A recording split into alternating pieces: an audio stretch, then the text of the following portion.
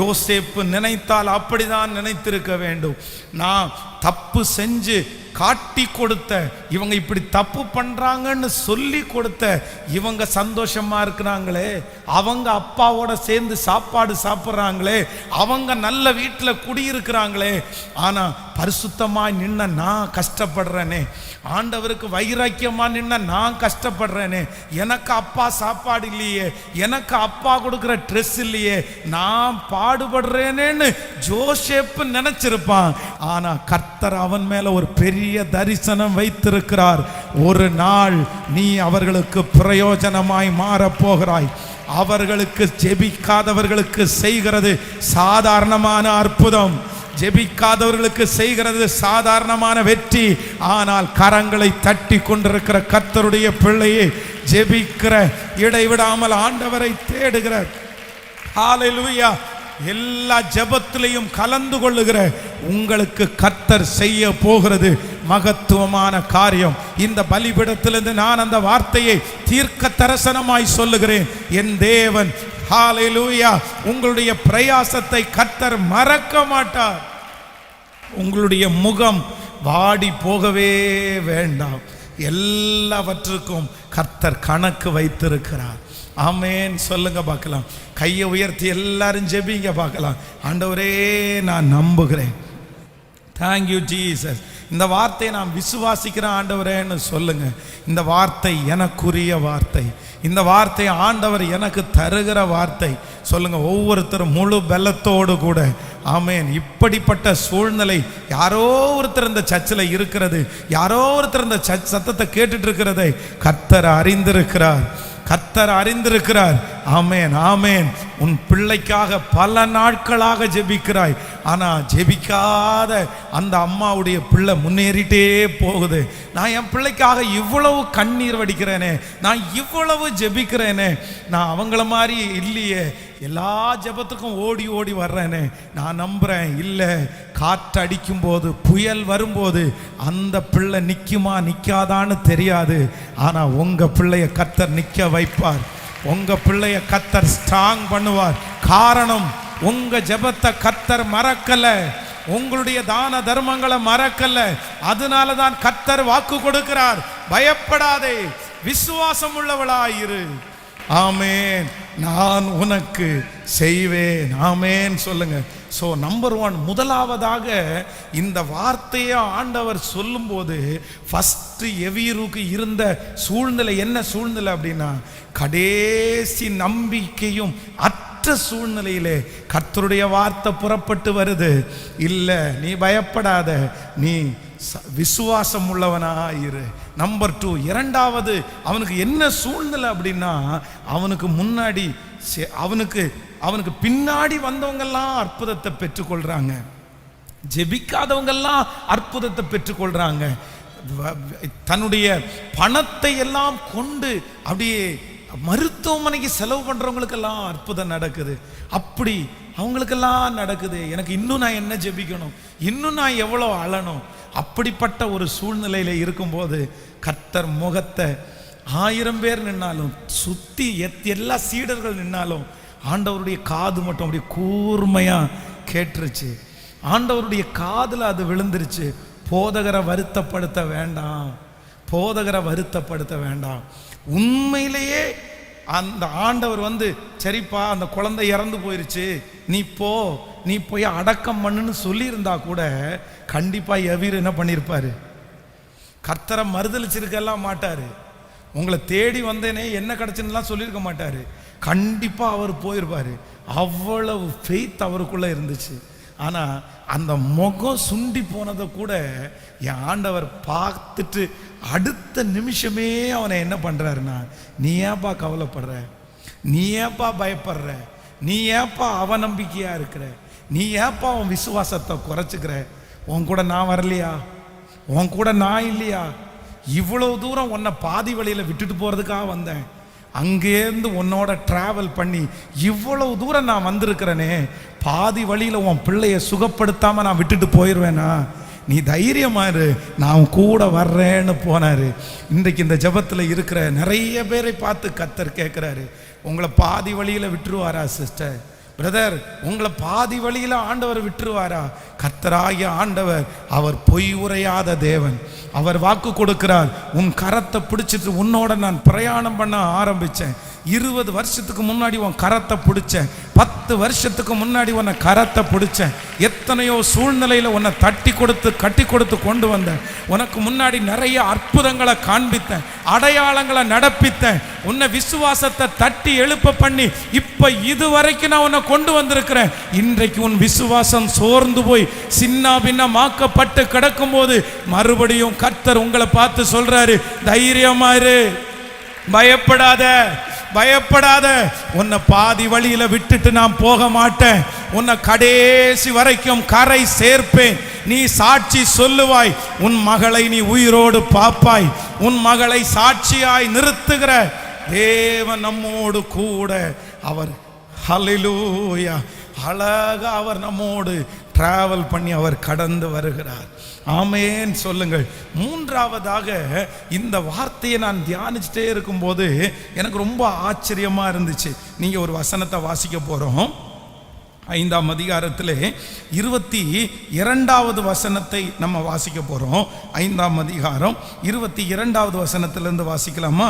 22லிருந்து வாசிக்கும் போது, அப்பொழுது ஜெப ஆலய தலைவரில் ஒருவனாகிய யவீரு என்பவன் வந்து அவரை கண்டவுடனே அவர் பாதத்தில் விழுந்து, என் குமாரத்தி மரண அவஸ்திப்படுகிறாள், அவள் ஆரோக்கியம் அடையும்படிக்கு நீர் வந்து அவள் மேல் உமது கையை வையும், அப்பொழுது பிழைப்பாள் என்று அவரை மிகவும் வேண்டிக் கொண்டான்.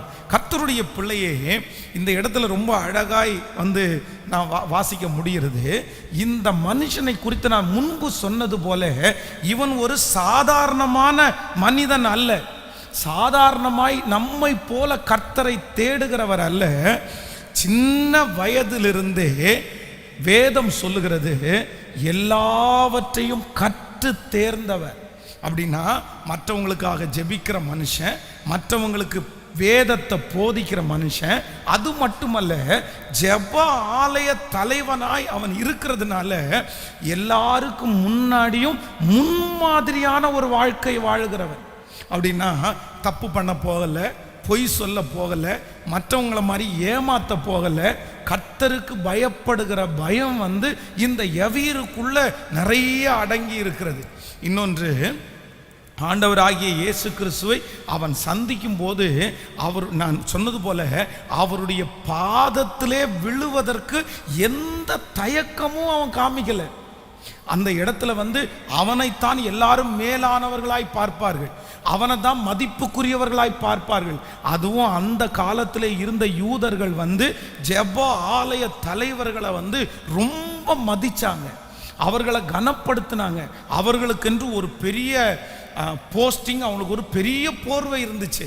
ஆனால் அத்தனை பெருமைகளையும் இறக்கி வைத்து கர்த்தருடைய சமூகத்தில் தன்னை தாழ்த்தி தன்னை ஒப்பு கொடுத்து எல்லாருக்கும் முன்னாடியும் இவ்வளவு தூரம் கர்த்தருக்காக நான் வாழ்ந்திருக்கிறேன், உண்மையா இருந்திருக்கிறேன், எனக்கு ஆண்டவர் செய்யாம வேற யாருக்கு செய்ய போறாரு? நான் நம்புறேன். மூன்றாவது, இந்த மனுஷனுக்கு இருந்த சூழ்நிலை என்ன சூழ்நிலை அப்படின்னு சொன்னா, நான் இவ்வளவு தூரம் பக்தி வைராக்கியமா வாழ்ந்தேனே, நான் இவ்வளவு உண்மையா இருந்தேனே, எனக்கு இந்த பரிசு தான் கிடைக்குமா? இந்த பரிசு தான் கிடைக்குமா? எல்லாரும் தப்பு பண்ணும்போது நீங்க தப்பு பண்ணாம இருந்திருக்கலாம்.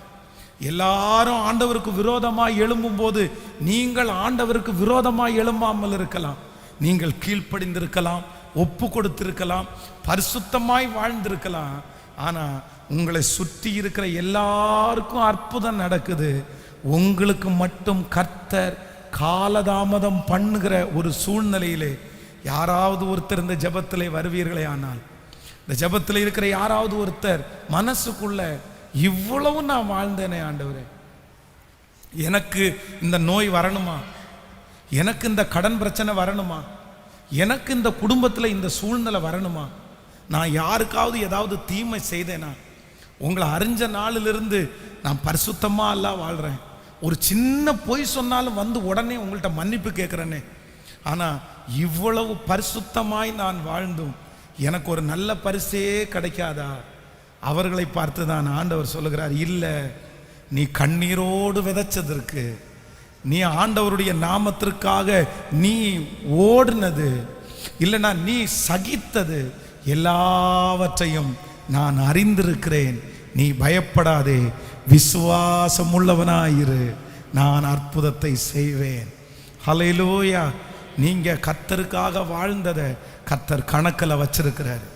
நீங்க பரிசுத்தமா வாழ்ந்ததை கர்த்தர் கணக்கில் வச்சிருக்கிறாரு. சத்தமாய் ஆமேன் சொல்லலாம். நீங்கள் உலகத்தானை மாறி நடந்து கொள்ளாததை கர்த்தர் கணக்கில் வைத்திருக்கிறார். நீங்க அவருடைய நாமத்திற்காக பக்தி வைராக்கியம் காராட்டினதை கர்த்தர் கணக்கில் வைத்திருக்கிறார். எல்லார போல வாழாம ஸ்பெஷலா வித்தியாசமாய் வாழ்ந்ததை கண்டிப்பா கர்த்தர் கணக்கில் வைத்திருக்கிறார். மகளே, நீ இளம் வயதிலே கர்த்தருக்காக பட்ட பாடுகளை கர்த்தர் கணக்கில் வச்சிருக்கிறாரு. ஹல்லேலூயா. எல்லாரும் ஜாலியா சந்தோஷமா இந்த உலகத்தினுடைய காரியத்திற்கு நேரா போயிட்டு இருக்கும் போது ஒரே ஒரு கூட்டம் மட்டும் நீங்க ஆண்டவர் ஆண்டவர் ஆண்டவர்னு இருந்தீங்கல்ல. ஆனா இன்னைக்கு உங்களுக்கு இருக்கிற சூழ்நிலை நடக்காதுன்னு முன்னாடி வந்து நின்றாலும் உங்களை உண்டாக்கினவர், உங்களை சிருஷ்டித்தவர், உங்களை அழைத்த தேவன் அவர் வாக்கு கொடுக்கிறார். நான் உனக்கு சொன்னதை செய்யும் அளவும் உன்னை கைவிடுவதில்லை. நல்ல கரங்களை தட்டி ஆமென். அவர் பிரயாசத்தை ஞாபகம் வைத்திருக்கிறார், பரிசுத்தத்தை ஞாபகம் வைத்திருக்கிறார், ஒப்பு கொடுத்ததை ஞாபகம் வைத்திருக்கிறார். ஹல்லேலூயா. பயப்படாதே, விசுவாசம் உள்ளவனாயிரு. ஆமென் சொல்லுங்க. உண்மையிலே இந்த வேத பகுதியை நேற்றைக்கு இரவு நான் வாசிக்கும் போது எனக்கு அவ்வளவு சந்தோஷமா இருந்துச்சு. நம்முடைய ஒவ்வொரு அசைவுகளையும் யார் பார்க்குறாங்களோ இல்லையோ கர்த்தர் பார்க்கிறார். ஹல்லேலூயா. விசுவாசிக்கிறீங்களா? அவரை சுற்றி 1000 பேர் இருந்த போதிலும், அவர்களை சுற்றி எத்தனை சீடர்கள் இருந்த போதிலும், ஒரே ஒரு மனுஷன் சஞ்சலப்படுறத கர்த்தருடைய கண்ணு பார்க்குது. பாருங்க, இந்த எவீரு ஆண்டவரே அப்படின்னு கூப்பிடல, ஐயோ அப்படின்னு தலை மேல கைய வைக்கல, இல்லைன்னா என் பிள்ளை செத்து போயிருச்சோ அப்படின்னு பெரிய கூப்பாடு போட்டு அழல. ஆண்டவர் அந்த முகத்தினுடைய எக்ஸ்பிரஷனை வச்சே என்ன பண்ணிட்டாரு? கேட்கல. அவர் கண்டுபிடிச்சாரு பாருங்களேன், அவர் கண்டுபிடிச்சாரு பாருங்களேன். எவ்வளவு நல்ல ஆண்டவர் அவர், எவ்வளவு நல்ல ஆண்டவர் அவர். அதான் சில நேரங்களில் சில பெற்றோர்கள் பார்த்தீங்க அப்படின்னா பிள்ளைகளுக்கு சில பொருளை இப்போ ஐஸ்கிரீம் கேட்குறாங்கன்னு வைங்களேன், கொடுத்துட்டு பிடுங்கிட்டாங்கன்னா அவங்க முகம் ஒரு மாதிரி போச்சுன்னு வைங்களேன், அடுத்த நிமிஷமே என்ன பண்ணுவாருங்கன்னா பக்கத்தில் போய் சரி சரி சரி சரி சரி சரி சரி. அந்த புள்ள அழுதுருக்காது, அந்த புள்ள சத்தம் போட்டிருக்காது, அந்த புள்ள எனக்கு வேணும்னு அடம் பிடிச்சிருக்காது. ஆனால் அந்த முகம் சுருங்கினதை பார்த்த உடனே அவங்களால தாங்க முடியலை. ஆண்டவர் சொல்றாரு, பொல்லாதவர்களாகிய நீங்களே உங்கள் பிள்ளைகளுக்கு இவ்வளவு அன்புள்ள தாயாய் தகப்பனா இருக்கும்போது பரமபிதாவாகிய கர்த்தர் நம்மை நேசிக்காம இருக்க மாட்டாரா? நம்மை நேசிக்காமல் இருக்க மாட்டாரா? உண்மையா நீங்க ஆண்டவரை நேசிப்பீர்களே ஆனால், உண்மையா ஆண்டவரோட நீங்கள் வாழ்வீர்களே ஆனால், உங்க முகம் சோகமா இருக்கிறத கூட கர்த்தர் என்ன பண்ணுவாரு? கண்டிப்பா கண்டுபிடிப்பாரு. ஆமேன் சொல்லுங்க. பக்கத்தில் இருக்கிற கையை பிடிச்சு சொல்லுங்க, உங்களுடைய முகம் வருத்தமா இருந்தா கூட கர்த்தர் கண்டுபிடிக்கிறவர். ஹல்லேலூயா.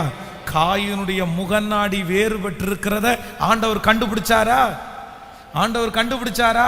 என்னப்பா உன் முகநாடி வேறுபட்டு இருக்குது, முகம் வித்தியாசமா இருக்குது. அசைவுகளை கூட பார்க்கிற கர்த்தர் இன்று இந்த சத்தத்தை கேட்கிற யாரோ ஒருத்தருக்கு கர்த்தர் இந்த ஆறுதல் செய்தியை தர்றாரு. பயப்படாதே, விசுவாசம் உள்ளவளாயிரு. பயப்படாதே, விசுவாசம் உள்ளவனாயிரு. நீ மரித்து போச்சுன்னு உன் காதுல கேட்டது சீக்கிரத்திலே உயிரோடு எழும்பி சாட்சியாய் நல்ல கரங்களை தட்டி ஹல்லேலூயா, ஹல்லேலூயா, ஹல்லேலூயா. இயேசு கூட வருவார். இயேசு நம்மோடு கூட கடந்து வருவார். நம்முடைய காதிலே கேட்ட அந்த செய்தியை கர்த்தர் பொய்யாய் மாற்றுவார். உங்க காதுல கேட்ட அந்த பயப்படுத்துகிற செய்தி இயேசு கிறிஸ்துவின் நாமத்தினால இந்த பலிபீடத்திலிருந்து நான் அறிக்கை செய்கிறேன், அது பொய்யாய் மாற போகிறது. அந்த வார்த்தை பொய்யாய் மாறுகிறது. அந்த மகள் மரிக்கவில்லை, கர்த்தர் சொல்லுகிறாள் நித்திரையாயிருக்கிறாள். அந்த செய்தி பொய்யான செய்தியாய் மாறுவதாக, அந்த ரிசல்ட் பொய்யான ரிசல்ட்டாய் மாறுவதாக, அந்த தாக்கீது பொய்யான தாக்கீதாய் மாறுவதாக, அந்த நடக்கிற தூரத்திலே காரியங்களை மாறுதலாய் முடிய பண்ணுகிற கர்த்தர். ஹல்லேலூயா. உங்களுக்கு விரோதமாய் இருக்கிற காரியங்களை மாறுதலாய் முடிய பண்ணுகிற கர்த்தர். ஆமென் சொல்லுங்கள். சந்தடி பண்ணுகிறவர்களை எல்லாத்தையும் கர்த்தர் துரத்தி போடுவாராக. சிலர் உங்களை அப்படிதான் எதிர்பார்த்து கொண்டிருக்கிறாங்க. அப்படியே சுத்தி வந்துட்டாங்க, ட்ரம் செட் எல்லாம் எடுத்துட்டு வந்துட்டாங்க, அப்படியே வாயெல்லாம் நல்லா க்ளீன் பண்ணிட்டு வந்துட்டாங்க. என்னன்னா உங்களுக்கு இதுதான் நடக்க போகுதுன்னு ஊரெல்லாம் அவங்க ட்ரம் அடிச்சு சொல்றதுக்காக ஆயத்தமாகறாங்க. அவங்க வாய் நிறைய பேசுறதுக்கு ஆயத்தமாகறாங்க. ஆனா இயேசு உள்ளுக்குள்ள கடந்து வந்து நீங்க நினைக்கிறது வேற, அங்க நடக்க போகிறது வேற. ஹல்லேலூயா. அவர்களை கர்த்தர் வெட்கமடையும்படி செய்வார், கர்த்தர் வெட்கப்படும்படி செய்வார். உங்களுக்கு எதிராய் பேச வேண்டும் என்று நினைக்கிற அந்த நாவுகளை கர்த்தர் வெட்கமடையும்படி செய்கிற கர்த்தர். ஹல்லேலூயா. எத்தனை பேர் தேவ சமூகத்தில் எழும்பி நிற்க போகிறோம்? எல்லாரும் எழும்பி நின்று பயப்படாதே, விசுவாசம் உள்ளவனாயிரு. பயப்படாதே, விசுவாசம் உள்ளவளாயிரு. ஆமென். உன் பிள்ளை மரிக்கவில்லை, உன் பிள்ளை நித்திரையாயிருக்கிறார். உன் சூழ்நிலை மரித்து போகவில்லை, உன் சூழ்நிலை நித்திரையாயிருக்கிறது. உன்னை உண்டாக்கினவரும் உன்னை சிருஷ்டித்தவரும் தாயின் கருவில் இருந்து உங்களை வேறு பிரித்தவருமாகிய கர்த்தர் வாக்கு கொடுக்கிறார், நீ விசுவாசம் உள்ளவளாயிரு. கைகளை எல்லாரும் உயர்த்தி, இந்த வார்த்தை எனக்கான வார்த்தை, இந்த வார்த்தையை நான் நம்புகிறேன் சொல்லுங்க. முழு பலத்தோட சத்தத்தை உயர்த்தி ஹல்லேலூயா. எல்லாரும் முழு பலத்தோடு கூட Thank you Jesus, thank you Holy Spirit. கர்த்தர் பெரியவர், கர்த்தர் பெரியவர். என் சூழ்நிலைகளை எல்லாம் தலைகீழாய் மாற்றுகிற கர்த்தர். ஹல்லேலூயா. என்னை திடப்படுத்துகிற கர்த்தர், என்னை தட்டி கொடுக்கிற கர்த்தர். நிச்சயமாகவே முடிவு உண்டு, உன் நம்பிக்கை வீண் போகாது என்று சொன்ன கர்த்தர். ஹல்லேலூயா. கவனிங்க, என்ன ஒரு நிமிஷம் கவனிங்க. நீங்க எல்லாரும் கர்த்தருடைய பிள்ளையே, கர்த்தரிடத்திற்கு கடந்து போங்க, ஆண்டவரிடத்திற்கு கடந்து போங்க. வாலிப தம்பிகளும் தங்கச்சிகளும் சரி, உங்க வாழ்க்கையில ஆண்டவரை பிடிக்கிறதற்கு ஒரு சரியான நேரம். உன் இளம் வயதின் பக்தியை ஆண்டவர் ரொம்ப மதிக்கிறாரு, ஆண்டவர் ரொம்ப ஆனர் பண்றாரு. உங்க இளம் வயதின் பக்தியில ஆண்டவர் ரொம்ப பிரியமா இருக்கிறாரு, ஆண்டவருக்கு ரொம்ப பிடிக்கும். பெரியவங்க ஜெபம் பண்றதை விட இந்த சின்ன வயசுல வாலிப வயசுல எல்லாம் இருக்கிறீங்க பாருங்க, இவங்க போய் நீங்க ஜெபம் பண்ணுங்க.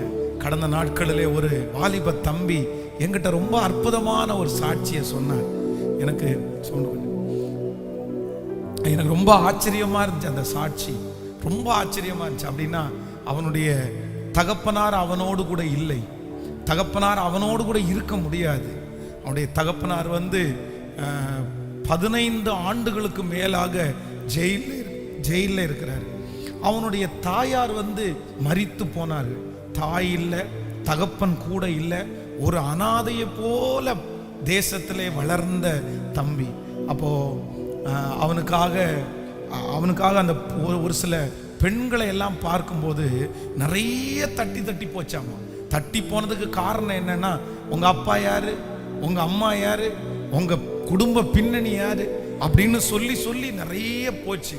அப்போ ஒரு நாள் தேவ சமூகத்துல போய் நின்று கர்த்தரிடத்துல கேட்டானா, என் வாழ்க்கை இவ்வளவு சீரழிஞ்சது மாதிரி இருக்குதே, எங்க அப்பா கொஞ்சம் சீரழிச்சாச்சு, எங்க அம்மாவுடைய காரியம் கொஞ்சம் சீரழிச்சிட்டு, என் வாழ்க்கையை சீர்படுத்துறதற்கு உங்களால தான் முடியும்னு அழுது ஜெபம் பண்ணானாமா. ஆண்டவர் பார்த்தீங்கன்னா ஒரு பெரிய அற்புதம் செய்து இன்று என் வாழ்க்கையை கர்த்தர் சீராக்கிட்டார்னு சாட்சி சொன்னார். அப்போ நான் நம்புகிறேன், கர்த்தரிடத்திலே போகிற ஒருவரையும் ஆண்டவர் புறம்பே தள்ளுகிற தேவன் அல்ல. வாலிப தங்கச்சி, கர்த்தரிடத்துல போய் நின்று சொல்லு, என் வாழ்க்கையை சீர்படுத்துங்க ஆண்டவரேன்னு சொல்லு. எனக்கு நல்ல மாப்பிள்ளை எங்க அப்பாவால பார்த்து வைக்க முடியாது, எங்க அம்மாவால பார்த்து வைக்க முடியாது, நீங்க தான் பார்த்து வைக்க முடியும் ஆண்டவரேன்னு கர்த்தரிடத்துல கேளு. வாலிப தம்பிங்க கேளு, கர்த்தர் சமூகத்துல போய் நின்று, ஆண்டவரே எனக்கு ஒரு நல்ல குடும்ப வாழ்க்கையை அமைக்கி தர்றதுக்கு உங்களால தான் முடியும், எங்க சொந்தக்காரங்களால முடியாதுன்னு கேளு. உங்க வாழ்க்கையை கர்த்தருடைய கரத்துல கொடுத்து அந்த எவீரு மாதிரி போய் நின்னுட்டீங்கன்னா நான் நம்புறேன் உங்களை கர்த்தர் கைவிட்டு விடுவாரா? கண்டிப்பா கைவிட மாட்டார். எத்தனை பேர் ஆமோதிக்கிறீர்கள் சொல்லுங்க பார்க்கலாம். நம்பர் 1, முதலாவது, கர்த்தர் பயப்படாதே விசுவாசம் உள்ளவர்களாய் இருங்கள் என்று சொல்லுகிற 3 சூழ்நிலைகள். நம்பர் 1, முதல் என்ன சூழ்நிலைன்னா, உங்களுடைய கடைசி நம்பிக்கையும் அற்று போனாலும் கர்த்தர் உங்க பக்கத்துல வந்து தோளை தட்டி சொல்றாரு, இல்ல பயப்படாதே விசுவாசம் உள்ளவளாயிரு. ஆமென் சொல்லுங்க பார்க்கலாம். எத்தனை பேர் நம்புறீங்க? இத வீட்டுல போய் கூட நீங்க அறிக்கை செய்யணும். இது எனக்காக பேசப்பட்டதுன்னு நீங்க அணைச்சு புடிச்சுக்கணும். நான் தான் அப்படி வந்திருக்கிறேன், என் பிள்ளை தான் அப்படி வந்திருக்கிறாங்க.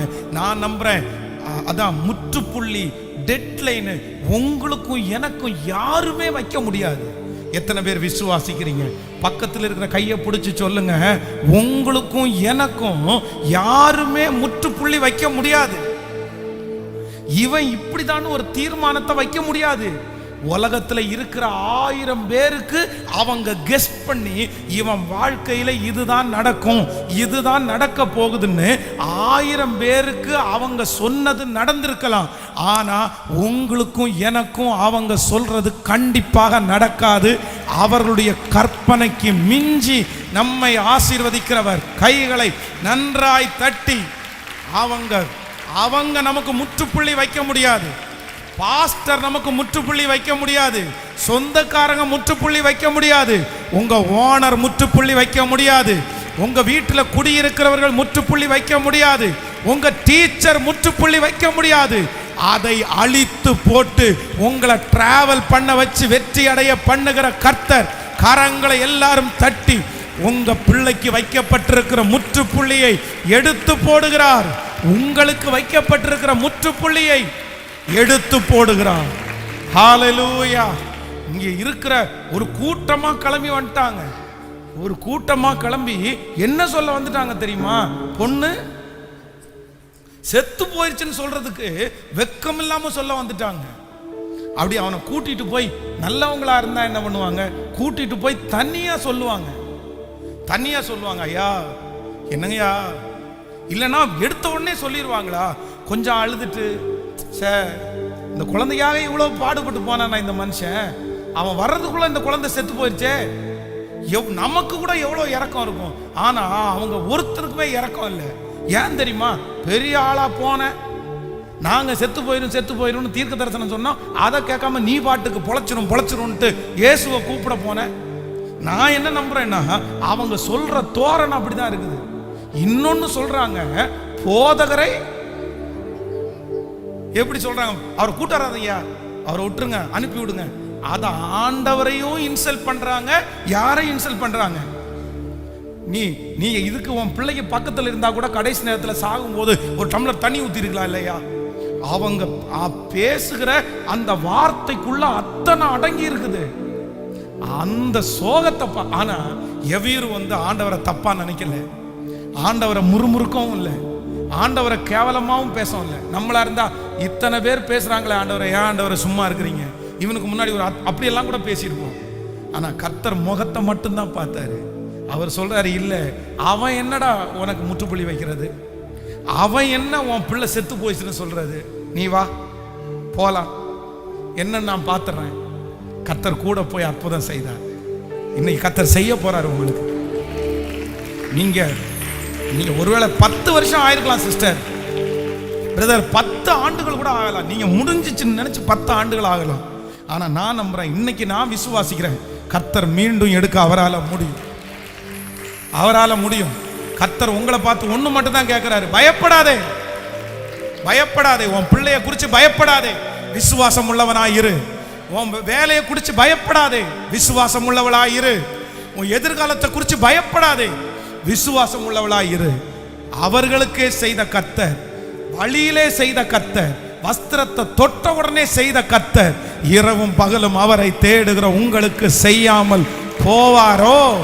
கைகளை தட்டும் போது அந்த ஆசீர்வாதத்தை வைங்கப்பா, என் பிள்ளை மேல வைங்கப்பா, என் மகன் மேல வைங்கப்பா, என் மகள் மேல வைங்கப்பா. இப்பவே இப்பவே இப்பவே.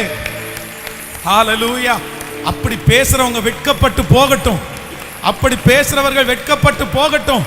சத்துருக்களுக்கு முன்பாக உனக்கு ஒரு பந்தியை ஆயத்தப்படுத்தி உன் தலையை எண்ணெயினால் அபிஷேகம் பண்ணி, ஹல்லேலூயா, என் தலையை நிமிர பண்ணுகிற கர்த்தராம் செய்வார், செய்வார். சீக்கிரமா செய்ய போறாரு.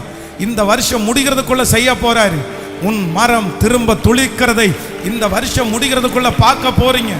மரித்த காரியங்கள் உயிரோடு எழும்புறத நீங்க பார்க்க போறீங்க. கர்த்தருடைய வருகை தாமதிக்குமானால் வருகிற மாதம் இந்த சத்தத்தை கேட்கிற பிள்ளையே, மறுபடியும் கர்த்தர் மரித்த சடலங்களை, மரித்து போய் கிடக்கிற உங்களுடைய வாழ்க்கையை உயிரடைய செய்கிற கர்த்தர். ஹல்லேலூயா. கைகளை அசைத்து ஒரு ஹல்லேலூயா சொல்லணும். சோ நம்பர் 2, இரண்டாவதாக கர்த்தர் இந்த வார்த்தையை சொல்லும் போது இரண்டாவது சூழ்நிலை என்ன அப்படின்னா, அவங்க ஜெபிக்கவே இல்லை. அவங்க உங்களை இப்பதான் தேடி வந்தாங்க, ஆனா அவங்களுக்கே அற்புதம் நடக்குது, எனக்கு ஏன் நடக்கல? அப்பதான் ஆண்டவருடைய பதில் வருது. அவங்க ஜெபிக்கல, அவங்க கொஞ்சம் ஜெபம் பண்ணாங்கல்ல, அவங்க கொஞ்சம் விசுவாசிச்சாங்கல்ல, அவங்களுக்கு நடந்த அற்புதம் சின்ன அற்புதம். ஆனா நீ என்ன தேடி வந்த இல்ல, நீ என்கிட்ட ரொம்ப டைம் ஸ்பெண்ட் பண்ண இல்ல, நீ பல வருஷமா ஜெபிக்கிற இல்ல, உனக்கு நான் செய்ய போகிறது பல மடங்கு அதிகமானது. ஹல்லேலூயா. கற்பனைக்கு மிஞ்ச அளவுக்கு கர்த்தர் செய்ய போறார். Thank you Jesus. நம்பர் 3, மூன்றாவது, இவ்வளவு தூரம் பரிசுத்தமா நான் வாழ்ந்தேனே, எனக்கா இப்படி இல்ல. உங்களுக்கு அப்படி நடக்கவே நடக்காது.